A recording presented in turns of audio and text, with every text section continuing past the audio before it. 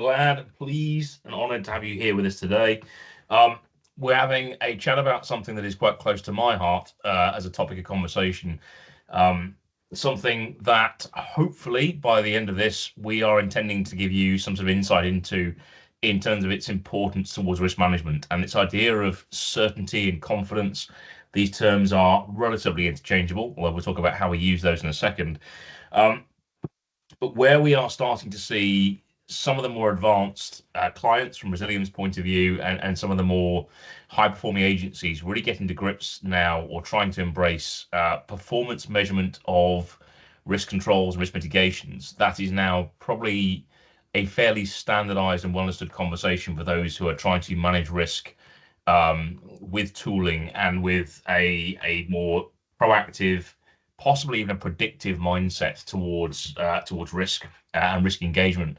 Um, the next stage of interest, the next stage of I won't say deficiency exactly, but the next stage of concern is going to be in how confident we can be in our predictions. The first thing I always say when talking about risk and risk management is that risk management is a trade that is focusing or trying to predict the future. And some of the language we use and some of the data artifacts we use to do risk management almost encourage us to forget that in some ways. So when we use terms like risk management, we are talking about things, events that are going to happen in the future. And we are trying as human beings to predict that. Hopefully it doesn't come as much of a surprise to most people that predicting the future is really, really hard. It's difficult to do. And we're not very good at it as human beings. We're not naturally calibrated towards the kind of critical analysis, critical thinking, certainly not from a natural point of view, that allows us to be good at seeing the future. I would offer that if we were, places like Las Vegas probably wouldn't exist. Because they are built on the idea that people are very bad at probabilistics, they're very bad at numbers, that people like to roll the dice, they like to gamble, they like to have a crack, and they like to apply what can loosely be referred to as overconfidence to their forecasting. And bear in mind the size, shape, and wealth of Las Vegas, you can see just how well the human condition allows that place to thrive on the back of a measured and definable overconfidence that may exist. So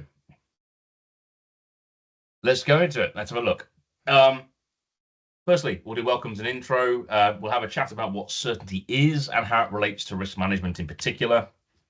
We'll have a conversation about why we would manage it. Why is it a good idea to manage it? And where is there a necessity to do so?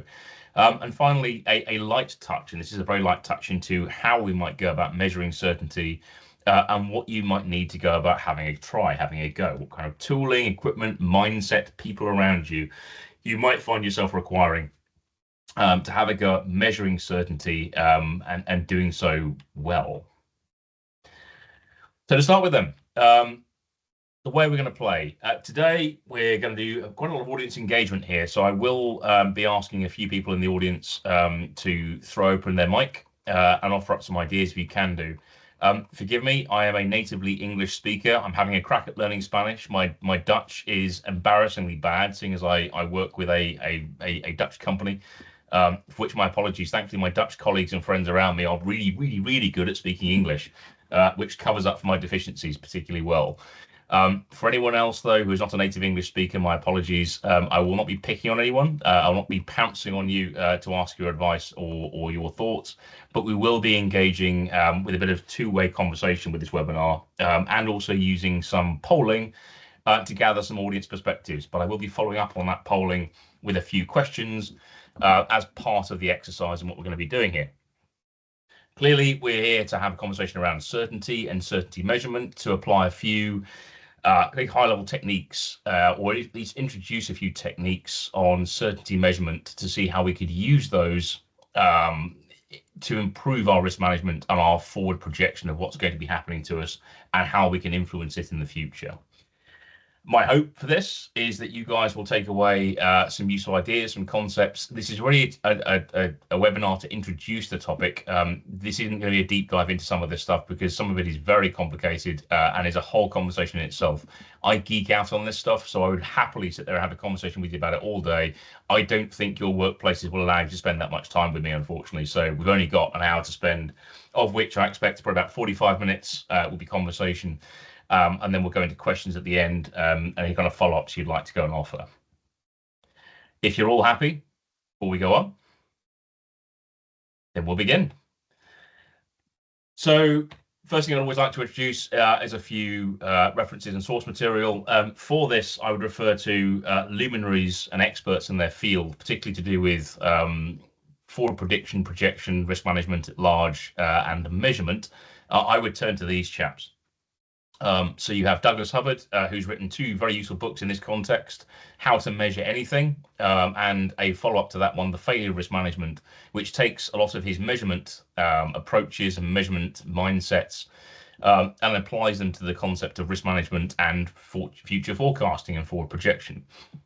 Very useful books in their own right. They stand alone as very useful tomes for the quantification of as much as we can do, the quantification of things that can be quantified, and even some of the things we wouldn't think to quantify, but still can in some ways.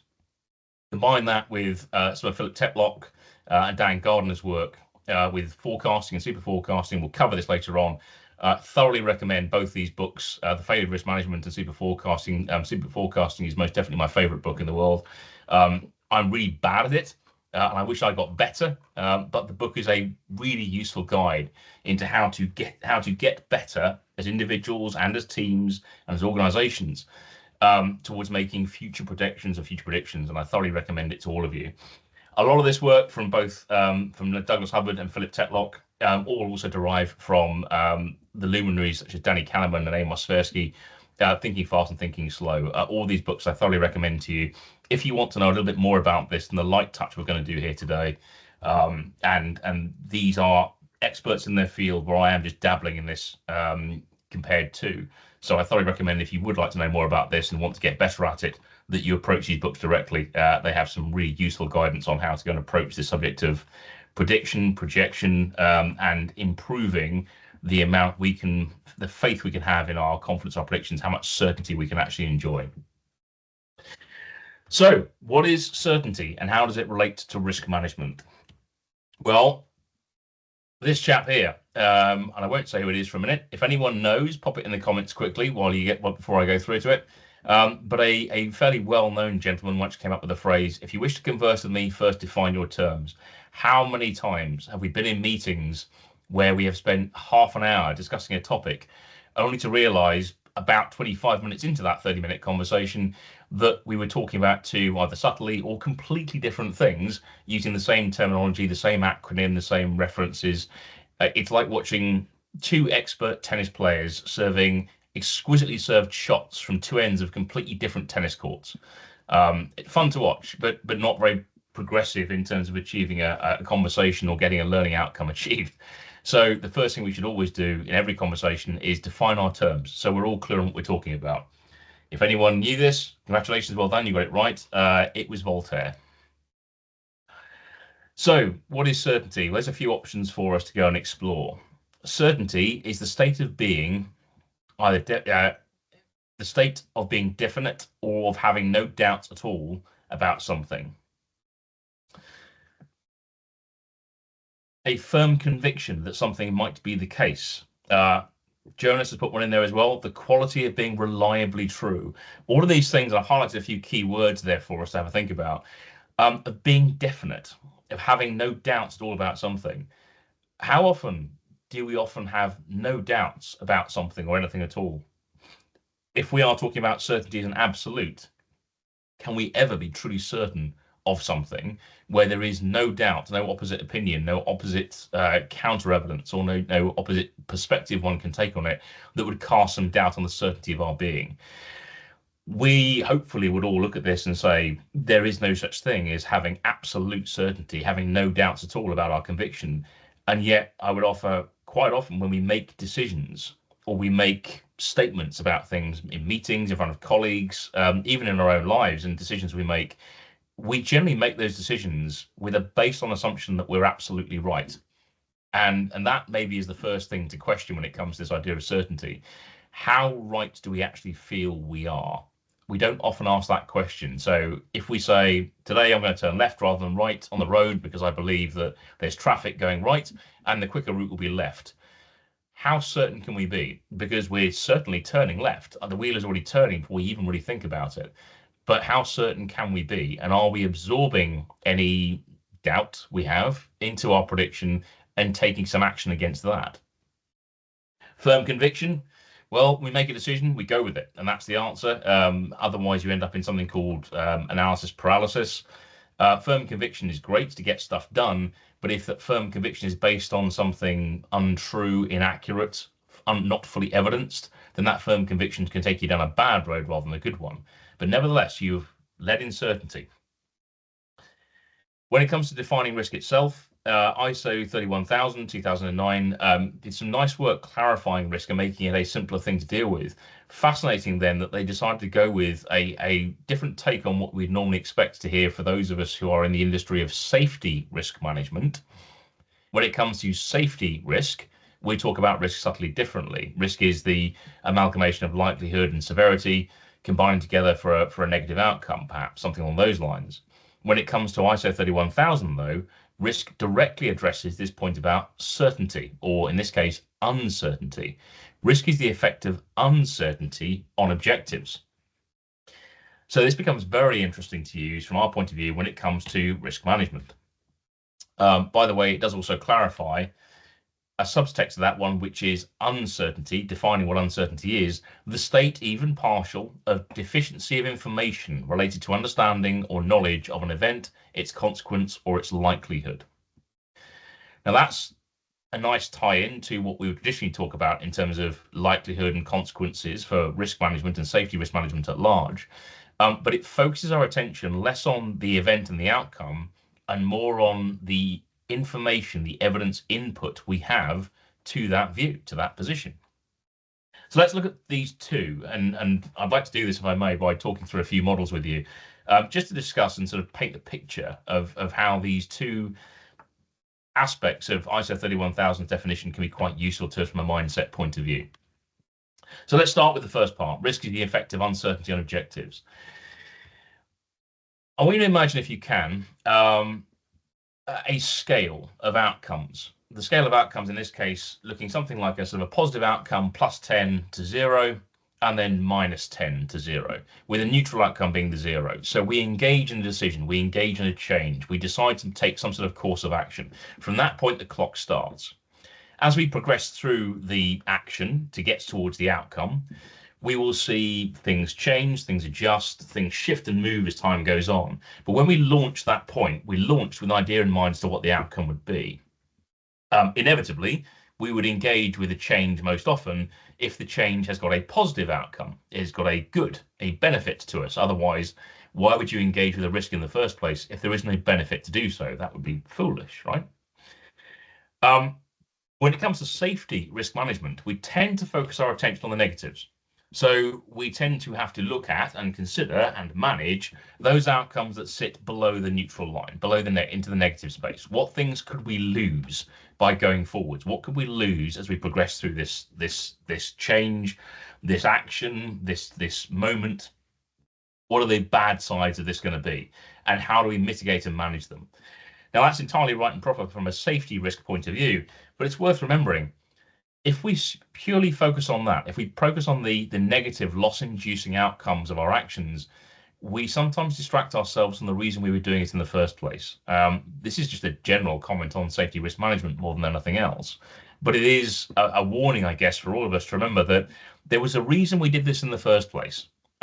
There's a reason why we're engaging in this action, why we're doing this thing to begin with. If we don't include that in our assessment, we're probably not actually doing the full work. We're dealing with a negative outcome, certainly, but what about the positives? How are they being addressed? How are they being adjusted and affected by the mitigation we're putting into the negatives? And how are we balancing those two things out? Because, of course, in reality, what we'd like to get is the most positive and the least negative. We want to get the most benefit from our change program, from our actions, with the least nasty after effects and side effects that come with it.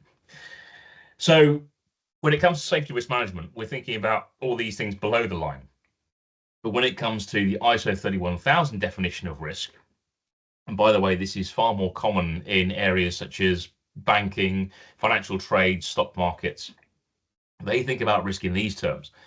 Safety risk all below the line, trades, investment banking, investment brokers, these are thinking about the trade-off of risk reward and how that sort of tallies up so that it's worth thinking about the least cost for the most benefit potentially, or the least risk. Again, this is very much more ISO 31000 thinking. So using ISO 31000 in this case, a risk is not so much just the stuff below the waterline. The risk is the complete range of outcomes you're dealing with. And in this case, with the possibilities, the credible possibilities, and no further analysis to apply probability to this assessment, we're dealing with a risk of 17, with a -8 to a +9 range of outcomes, and no real idea as to which of those outcomes is the most probable. Risk management, therefore, in ISO 31000 terms, is looking at narrowing that field, taking actions, addressing situations, and doing better analysis, increasing our certainty of what our outcomes are going to be in order to come up with a better range of probabilistic outcomes that we can assess and use and employ.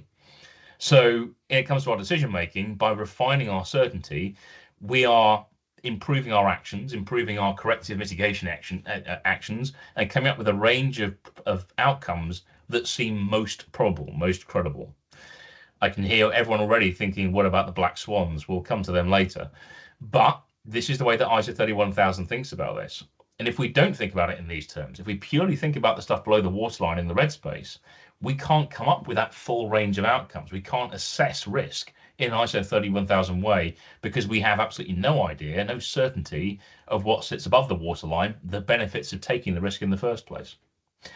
Now, clearly, when it comes to safety risk, the moral imperative and the legal imperative is to manage risk to life, risk to the environment, risk to those losses that we will experience. And that's where the focus lies. I would just offer that word of caution to not forget the ISO 31000 definition out there as well, to make sure we are thinking about it, because otherwise we may not be doing the full job. So there's one half of the problem. The measurement of certainty beyond just safety risk, beyond just the losses and the harms and the inducements, but to understand how certain we are of our outcomes, both good and bad. Here's the other half. That uncertainty is a state, even partial, of deficiency of information related to understanding of knowledge of an event, its consequences or likelihood. It's kind of wordy. What it's essentially saying is, how do you know? How can you be sure? And if you can't, and you don't know, and you haven't got evidence to help you assess this, then you are living in an uncertain state. What does this look like in reality? This is a model that I came to years ago now by a very clever chap I was working with at it was DSTL in Portsdown West, actually doing some studies for the MOD years ago. And it was a fascinating way of describing how a human being goes about making a decision and what level of certainty a human being can derive from that process it goes through. Because, of course, we make a decision. We don't just stop there and crack on. We learn things as time goes on, as you start advancing yourself towards this point. So, if I may, I'd like to offer to you an idea that a decision can be measured in two ways. Firstly, the timeliness of the decision, the appropriateness of when that decision is made. And secondly, what's referred to as the quality of a decision. Quality in this case refers to the decision giving you the outcomes that you want with no negative side effects, no unseen or unintended outcomes alongside it, no unintended secondary effects that have negative outcomes or loss-inducing impact. So the best quality decision is one that has the highest certainty, that word again, of giving you the outcome you want with nothing bad. How can we see this? Well, the first thing you do is loosely draw a decision point. When must the decision be made? That's the first place of certainty you need to go and engage with. When do I need to make a decision? When is the point where the decision is going to have the impact I want? When's too late and when's possibly a little bit too early? So we'll draw a line here for the sake of argument. At that point, we're then collecting information. We're starting to gather data. We're gathering information that allows us to make the best decision we can do, always recognizing that when it comes to this, there's probably a law of diminishing returns at play, where at some point we can gather more and more information and it's not telling us a hugely different amount about what we already know in terms of the outcome. And there will be some things we can never know and we can never be sure of, we can never quantify. We're going to really struggle to accommodate within our decision making, but we have to make a decision anyway, so we need to go. So what does this objective wisdom look like? I'll open it to the floor. Open mic, folks. Anyone, any ideas? What do we use that gives us objective wisdom? What have we got available to us in terms of tooling, information, equipment, ideas? What can we use?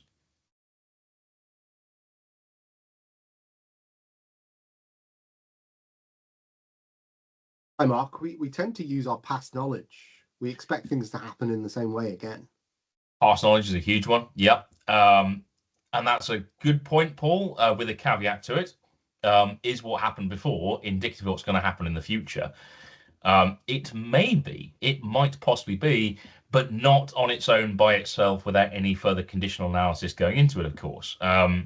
So what happened before happened in context. It happened because of inputs and factors that were in play at that moment in time. If we don't analyze those factors and those conditions and those scenarios, then we're making an assumption that history repeats itself. Anyone who knows Mark Twain knows the wonderful old saying, history does not repeat itself, it does tend to rhyme. And it's the rhyme we need to understand. But a very good point. We will base a lot of our wisdom on what we've experienced, what we've seen before. Any other ideas? What else can we use to be more certain in our decision making, to be more wise?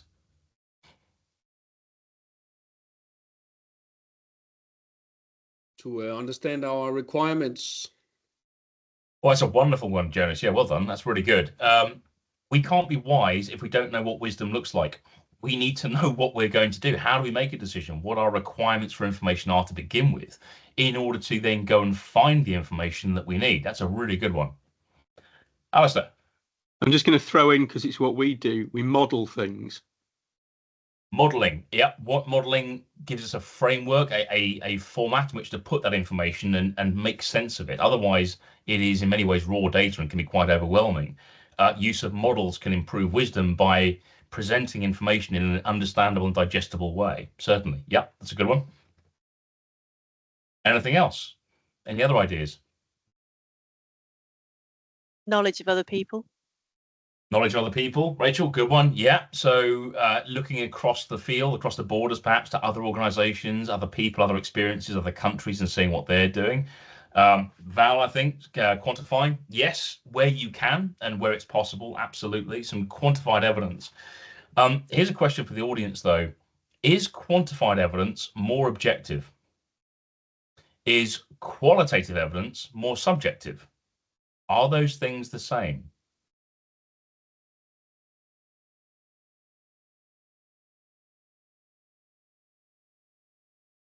What do we think? I would say it depends on the circumstances. It's a wonderful answer, Jonas. It depends. You're absolutely right. It does. Of course, it depends. Subjective and objective are, in fact, different things from qualitative and quantitative.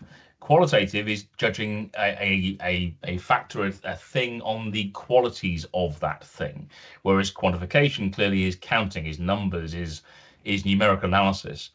There is a belief out there that numbers are more reliable, numbers are harder, whereas people's views in qualitative evidence is less reliable.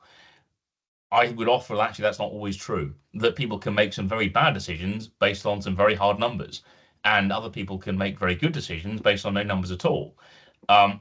Qualitative, Laura's right, can be more subjective in nature because we look to it and believe that the human being has provided some degree of something in there. We'll talk about that in a second. But it's not always true that numbers are fully reliable. You can gather some perfectly bunk data. You can gather some absolute garbage, put it in numbers form, present it to people, and encourage them to believe that it's all true. Jonas makes a good point. Analysis, numbers analysis will have some rules attached to it, and it's those rules we cling to hope that they're more reliable. So, data and evidence is the base answer to this one. So we go about gathering data and evidence. Clearly, we have to put it through a good process, because data by itself is simply information. It's not intelligence. It's not wisdom. It's not something we can act upon. It's just raw data.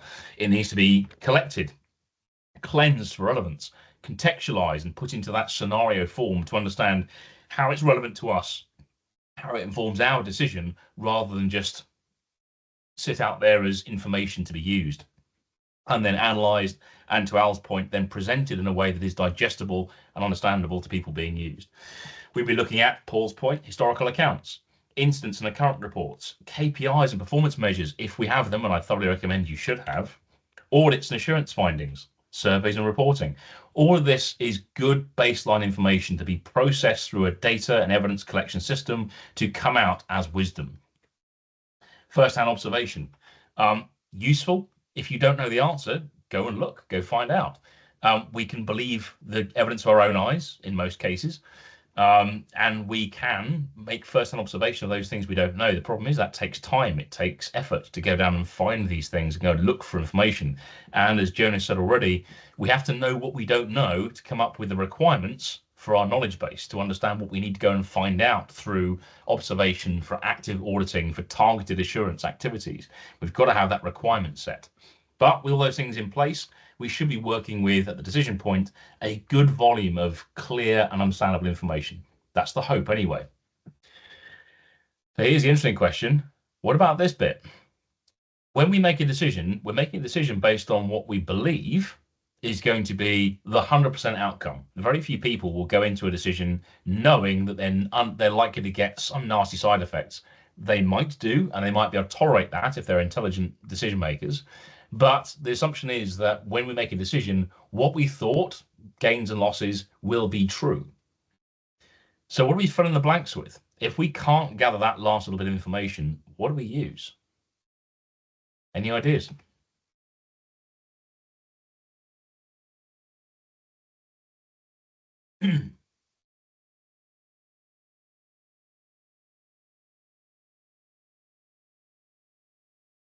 What do we fill in the blanks with, folks? What do we use to fill in the blanks of what we don't know? Educated guesses. Educated guesses. Two key words there, educated. What is education and how does it apply? And guesses. They are guesses. How about all this stuff? This list of things, we fill in the blanks inherently, intuitively, unconsciously. In many cases, we will fill in the blanks with assumptions, with background knowledge, morality and ethics, our own personal perspectives on life, prior experience. Practical assessment of our offer is probably more objective wisdom because it is an assessment against some practical baselines. But it has to be applicable to the scenario. Otherwise, we're interpreting the practical assessment's results, and that interpretation may in itself have some degree of impact on variability decision making. It may be fair to say that in the vast majority of cases, objective wisdom is pretty fixed and hard, and the majority of human beings making a decision would make a decision very similar to each other based on the objective wisdom that exists. Where the variability appears is in this last part. Is this interpretive or intuitive assessment that fills in the blanks of what we don't know, that sees objective wisdom and provides a little bit of human flavor, a bit of individuality that then causes some variability in results. And that's where you start seeing this sort of Monte Carlo effect of different outcomes based on how different people have made decisions. Were you to be able to run the same experiment 20 times with 20 different people and seeing how they operate? So if it comes to uncertainty, this may be one of the sources to look for. We're filling in the blanks of what we don't know, and it's something for us to be aware of. These are the gaps and holes in our knowledge, and being aware of them and how our own intuitive system fills in the blanks and with what is a key point to understanding where the uncertainty may lie in our decision making. Now, here's a thing for you as well. That decision point is working on sort of an 80-20 ratio of known objective wisdom to filling in the blanks. What happens when that decision making goes to the left? Fiona makes a good point there as well, by the way, that sensitivity analysis is key, certainly around numbers, but around all that data, I'd suggest, to understand how variable it might be, how reliable it is. Sensitivity analysis in many ways is kind of what we're going for with this entire piece of work. If you have to make a decision earlier, you have to move the needle to the left, then you may be using more of your intuition and less objective wisdom to be able to go and work this out, in which case that decision is more vulnerable to uncertainty, I'd offer. Again, these are all things we'd like to be able to measure, and I've put it on a graph there with no metrics on for a very good reason. It's hard to measure this stuff, but you get the point. The idea there is to have some awareness at the very least of how much wisdom we have that is reliable and can be leaned on with trust and faith, and how much we're filling in the blanks with our own list of alternatives that may be more variable and less certain. Certain situation with risk management then. When do we find ourselves speaking with certainty when it comes to risk management, particularly with decision making? And this is definitely one for you guys to feed in here. I'd be very interested to hear when you found yourself, or when you think you found yourself, saying something with a degree of certainty, and how you have gone about gathering that certainty, how conscious you've been when you said it. Over to you guys.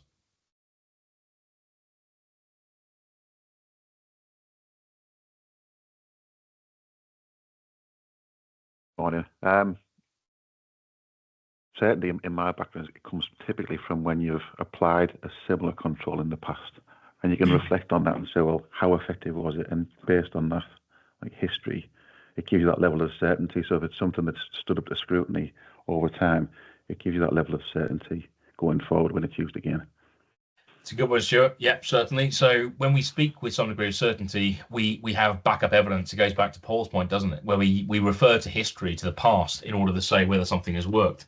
Now, that can be a very useful place to go, and it can be a very reliable source of information, so long as that assessment has also absorbed into it contextual changes, things that have shifted, things that may challenge it. So we're back to that point, and that's an early warning system that Mark Twain gave us. History does not repeat itself, but it does rhyme. So it may have worked last week. Why might it not work this week? And that's a really useful question to ask, to challenge and fill in the blanks with that last little bit that we don't know. We know it worked last week. How can we be sure it works today? Very good point. Thanks, Stuart. Jonas. Yeah, it was something along the lines. I worked for a pharmaceutical company at one point where we developed medical devices, and we had to substantiate some likelihoods in relation to a safety analysis. And there, to kind of substantiate that, we contacted the internal biostatistics department that the pharmaceutical company had to kind of extract all the data that they had in this specific area to try to substantiate these likelihoods that we were attaching to our chain of events. So that was the method we tried to kind of substantiate that. So the likelihood analysis you carried out there, Jonas, and Val made the same point. We make some declarations about risk with no small amount of confidence. Did you also find yourself with that measuring the confidence or the certainty you could have in that likelihood assessment, or was there assessment there based on what felt like good data, and so we went with it with a degree of confidence and certainty? Yeah, we did have a discussion on the confidence on the data, because the data was collected from a portfolio of different devices, but they were all needle-based. And as we were developing a needle-based device, we said that, okay, this data has been collected within the same context that this device will be used in, so that is confidence enough. Really useful, and there's some good practice there, isn't there, to go and do that assessment, to look at the context and apply it. So there was some consciousness of certainty in that example. That's a good one. So the ultimate common failure mode would be a failure of risk management itself. A weak risk management approach is effectively the biggest risk in the organization, says Doug Hubbard. This is one we don't always pay attention to itself, is how confident can we be in our own risk management system? And if the risk management system isn't working, how is that going to impact upon the confidence and certainty we can make in our predictions, where we're reliant on the risk management system to make those predictions for our future? A little example for you, and I'm going to put a poll up in this case, just very quickly to talk through. So Isaac, if you wouldn't mind activating poll number 1 for me. I want to ask, which of these threat lines worries you the most? Pop in the polls very quickly. Now, I'm going to give you no more information on this bow tie, or this left-hand side of the bow tie, certainly, than is already on screen, and deliberately so. I want you to go with a gut feel. I want you to use intuition here, and see what you think, see what you feel.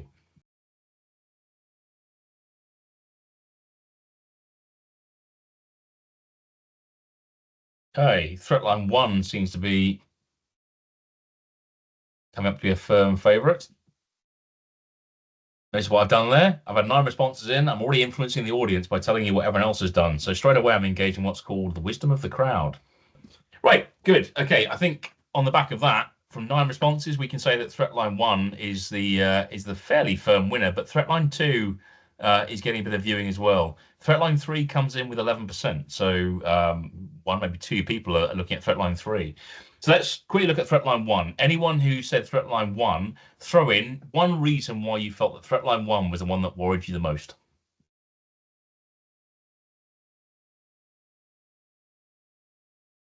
I would say because it has more critical events, as I see it. I don't know what the color coding is on the small boxes on the line, but I would assume maybe this could be something with detection or something. Okay, yeah, that's entirely reasonable as an assessment, Jonas. Any other ideas? Other factors that jump out?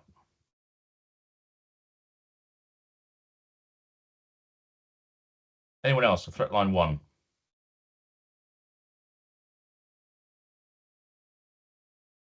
If not, anyone voted for threat line 2? Anyone who put threat line 2 down as their key concern and the reasons why? Yeah, I did. So I assume that in this case, a critical barrier is a barrier that can actually stop the threat itself. Yeah. And I also assume that the color orange means that something not entirely functioning with the barrier. Plus, this threat line has only 4 barriers, of which one is red and the other one is orange as well. Yep. Yeah, so I would be scared about this threat. That's a good one. Yep. So fewer barriers, and of those barriers, the ratio of performing barriers based on an assumption, of course, Jero, in there that green is good, red is bad, and amber is somewhere in between. Based on assumptions that threat line 2 would worry you. Notice how many assumptions we've made with that one. What does critical mean? What does red, amber, green mean? We're assuming that red, amber, green follows a traffic light system. Have we asked? Have we confirmed? Or are we building uncertainty into our system by making those assumptions? If you are going to use a tool like Bowtie, and you are going to use a red, amber, green color system, be aware of how people will interpret it, because the natural assumption will be green is good, red is bad, and amber either somewhere in between or good enough, perhaps. Amber is always the one that has the most interpretation attached to it, and that's always worth being aware of. Anyone volunteer for threat line 3? Who was the person who said threat line 3 was the one that concerned them the most? That would be me. Of course it was Fiona. And why was that? So if there's something about the way the barriers are displayed that implies a level of porosity in sort of Swiss cheese kind of way, and also your critical barrier is immediately before the top event. Interesting. Yep. So the placement of critical barrier, I guess the assumption in there is an ordering to this. So this bow tie has been built almost going to be in a flowcharty workflow kind of way. But that assumption being true, that the critical barrier is the closest to the point of loss of control or top event. Yep, all good. And the Swiss cheese thinking suggests that can any barriers ever be fully green? If we see a lot of green barriers, does that make our intuitive nerve stand on end? Let me see if I can feed that view a little bit. So I'm going to give you a bit of information about this diagram now that I didn't give you before. Notice that some of these are solidly covered barriers and others are hatched barriers. I've got a bit of shading in between it. Look at the diagram again for me. And if I were to tell you that the solid barriers have got solid evidence and performance measures against them. The hatched barriers are ones that have been assessed either a long time ago or have been assessed with a small, maybe fairly bespoke user audience.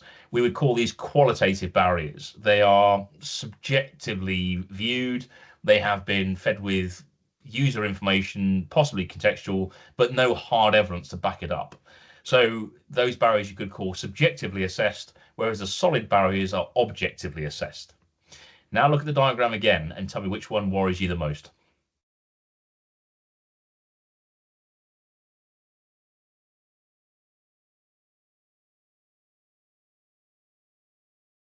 Are we getting Has anyone a new changed their vote poll to number or- 3? Oh, okay. Yes. Oh, simple. Is it fair to say that vote 3 is now suddenly shifted? And why? Because it's the one that has the most uncertainty built into it. There we go. So with one very simple interpreted difference, with one explanation of a feature in the diagram that if I hadn't told you about it, we wouldn't have seen, it completely shifts our view on where is the most concern. The concern in the first hand would always be on the reds and the ambers, the volume of barriers, the barriers at work, the criticality, because that's the information I'm showing you. But notice how much more powerful this diagram becomes when you can see not only performance of barriers, but also how certain we can be of our assessment of their performance. We think they're all green, but the ones on the bottom there, and look at some of the examples that are out there as well, there is some pairing across of the ownership of barriers. Ground handling is an obvious one. You look at ground handling, they're green on the bottom, they're red at the above.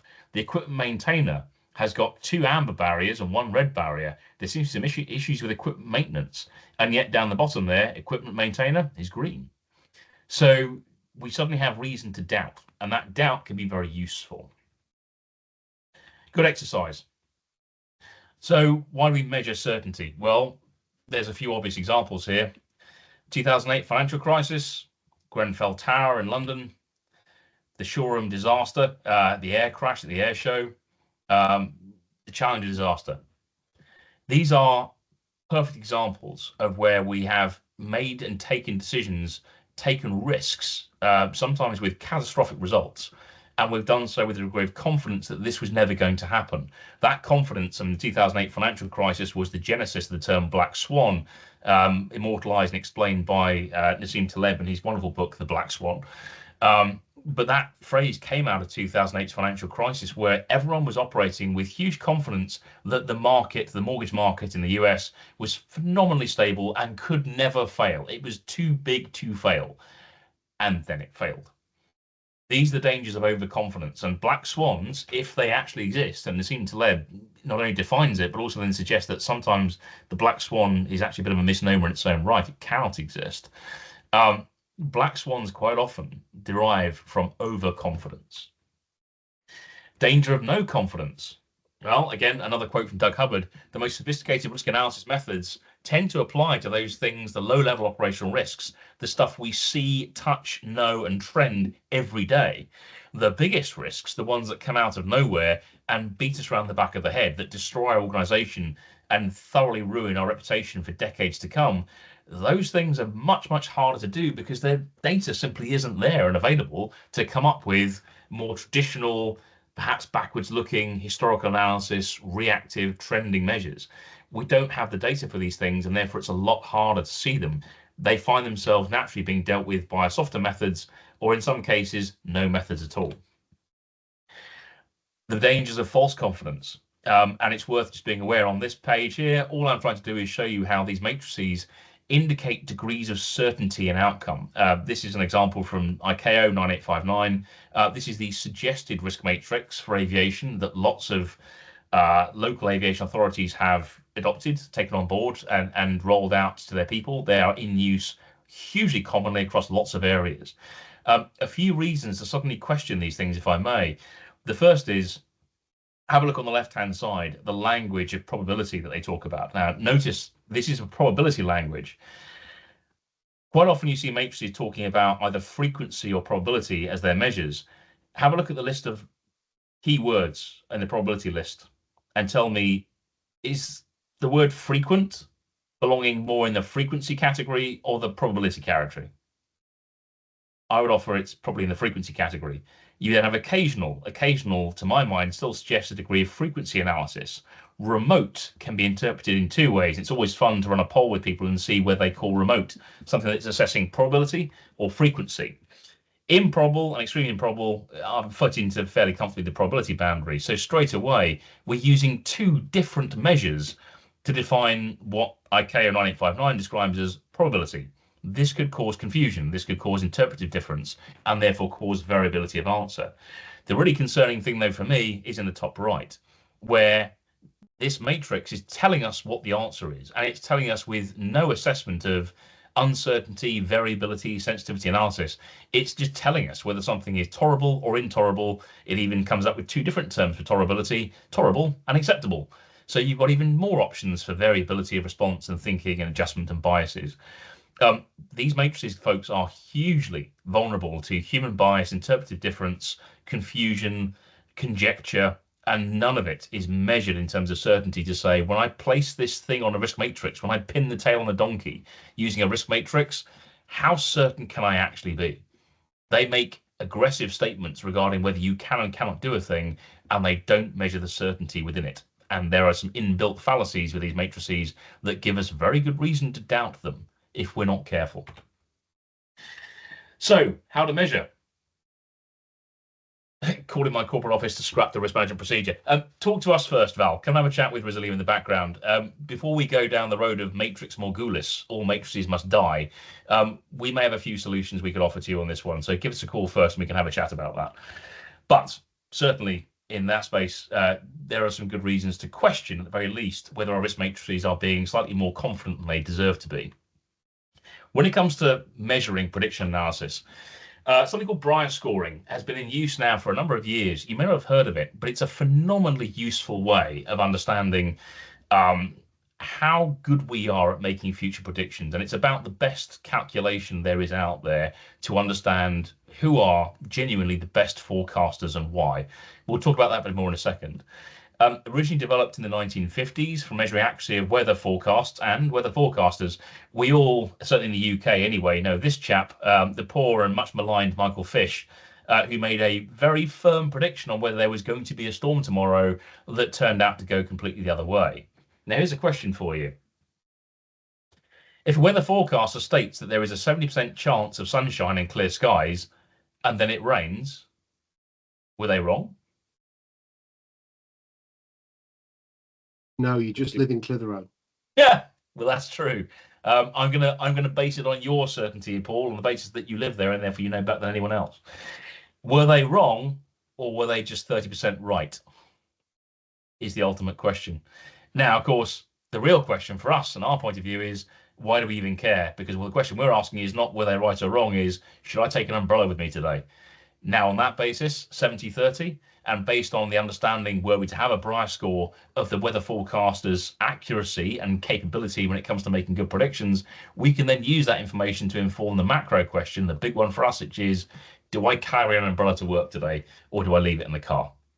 Of course, you could also just open your eyes, look outside and see what the weather's doing, but then that's you becoming your forecaster at its own right. What does your Brier score look like? Have you measured it recently? Here's how you do that. That looks like a really scary formula, I know. Don't worry about it. It's actually relatively simple and straightforward. What it actually means is the actual result minus your forecasted probability. It's simply a comparison of what happened versus what you predicted would happen. On the surface, therefore, Brier scoring is quite backwards looking, but in the grand scheme of things, it can be very good at providing you a scoring system for something that is otherwise very hard to measure. It comes from the 1950s, from 2011, IARPA's Aggregative Contingent Estimation, ACE program. Yes, I'm sure that IARPA brackets ACE was the acronym they were going for, and they just used some fun-sounding words to go and form the title into the acronym they wanted. But I thoroughly recommend having a look at the Good Judgment Project. There is also, by the way, the Good Judgment Open website. Well worth a look. I recommend it. If you want to find out how good you are at predicting world events, everything from oil prices, gas prices, the share prices of Apple, all the way through to I don't want to say what the American government will do tomorrow, because that's really hard to measure. And my Briar score has taken a kicking recently because I've tried to be betting on politics and making predictions on politics for the last 10 years. It hasn't gone well for me.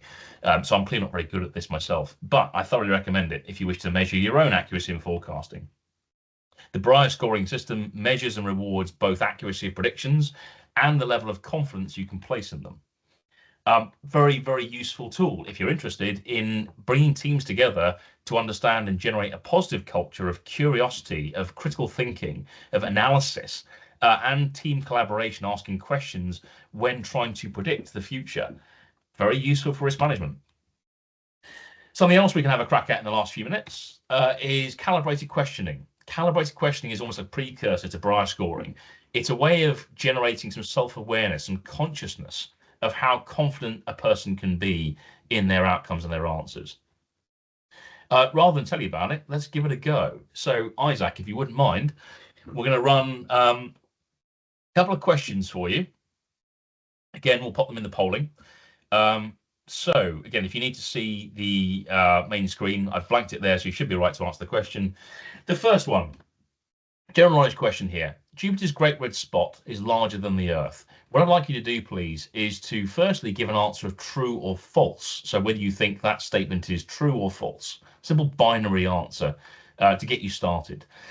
The second question then, there are 2 in the survey, so make sure you click to the number 2 page, is to give an answer on the confidence you can have. Confidence in this case is measured from 50% to 100% in increments of 10, where 50% is essentially a coin toss. You've got a chance of being right or wrong. You've got no idea which one it is. You might as well use a coin to give you the answer, because you have no understanding, background knowledge, information on hand to answer this question with any certainty. 100% on the flip side, you would bet your kidney on this. You would bet the house on this one. You put your mortgage on this being right. You know the answer with absolute certainty, and you have no doubt whatsoever. Everything in between is gradients of certainty here, where 60% is a bit better than the coin toss and 90% is almost certain with a little room for doubt just in case, and everything in between. Have a crack now, folks. So Jupiter's great red spot, larger than the Earth. True or false? And then your confidence rating. Have a go, see how you do.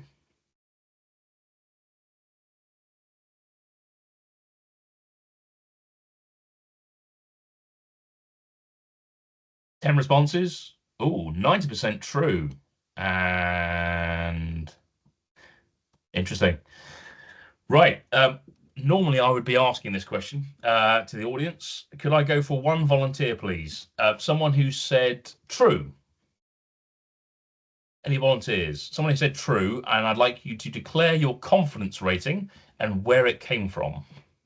I said true, and my confidence rating is 70%. Okay. So have you looked at astrology before, Jeroen? Have you got an interest in astrology and a background? Yeah, I've got 4 telescopes, so I made multiple pictures of the planet itself. Good Lord, you've got 4 telescopes, 2 eyes, and you could, the highest you can go is 70%. Yes. You've seen it yourself. You've eyeballed it. You've eyeballed this, right? Yeah. True. So I know the planet is pretty big, and the red dot is pretty big, so it's actually visible through a telescope. Yeah. But I'm not sure, whether the Earth is bigger or smaller. Bigger or smaller. Yeah. So it's a 70% chance. It might even be a little bit higher now I start thinking about it. Because I've nudged you a little bit. So 4 telescopes. This man is clearly invested. So some confidence there, because otherwise it looks like you're flinching a bit, doesn't it? So it would be nice to go with certain. Isn't it interesting how the human factor, the human condition starts playing on this as well? I kind of want to move up to 80% now because Mark's just persuaded me that I really should be more confident, given that I know about this. Jeroen, don't forget, I'm a bad man, and I'm deliberately playing with people here to go and see what the answers are and how it comes out. We just need to be aware of how this works. Yeah, good question, well presented. You'll be pleased to know, by the way, folks, that the answer is true. Isaac, time for one more. Let's go for number 3, please. So BTU is a measure of heat. Let's throw that poll up for us very quickly because we are out of time, sadly. BTU is a measure of heat. Same game, folks. True or false? And then your answers, please.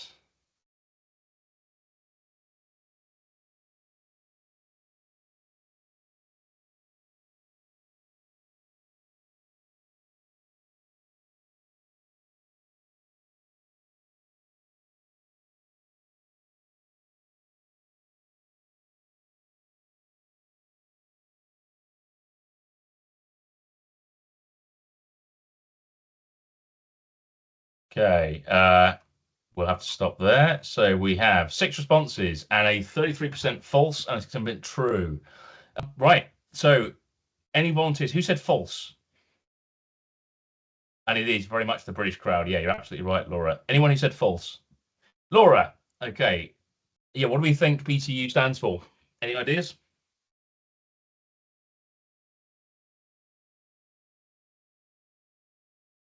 If I were to tell you that BTU stands for British Thermal Unit.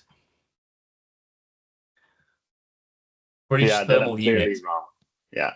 So with that basic information. Now I noticed that also Alistair has put in the thing there, no Googling people.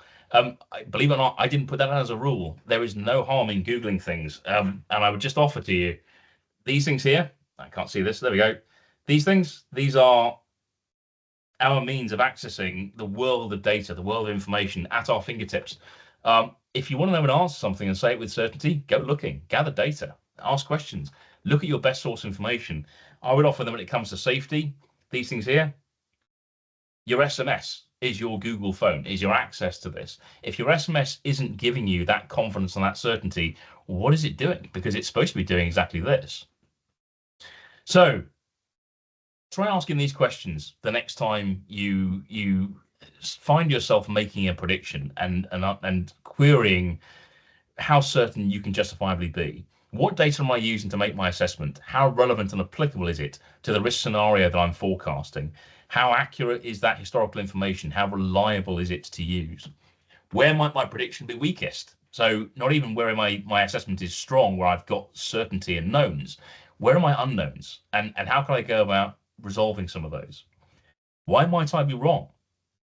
What things might encourage me to make a bad assessment, make a bad prediction, to be less certain about how good reason to be less certain about my prediction? And how badly wrong could I be? Could I be completely off the mark, or I could be only slightly off the mark?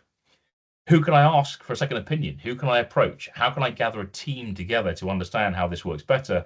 And what tools could I use to help? Showed you a bow tie earlier on. We've done a bit of calibrated questioning. Could these tools help us improve our certainty and improve the confidence we give in our assessments? Folks, apologies, we are slightly over time on this one. So I'd simply ask, last poll, please. Isaac, if you wouldn't mind, did you learn something useful today? And I'm going to give you some criteria to answer that question with. Was it useful? Did we help clarify and understand where certainty matters in relation to risk management? Have we demonstrated why it's worth measuring and given you some ideas as how you might go about measuring it? Yes or no answer, folks. And don't forget, there is page 2. I'd like you to put the confidence that you are correct in your answer in the 50 to 100% range as well, please, just for a bit of fun, just to finish off.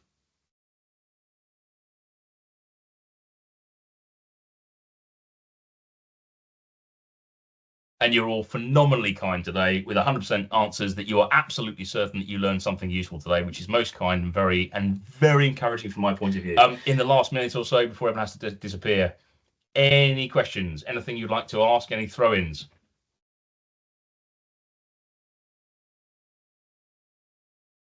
If you have any other questions you'd like to follow up with us afterwards, please do drop us a line, get hold of us on LinkedIn, approach Resilium directly, get hold of anyone you can do. Thanks, Alistair, appreciate it.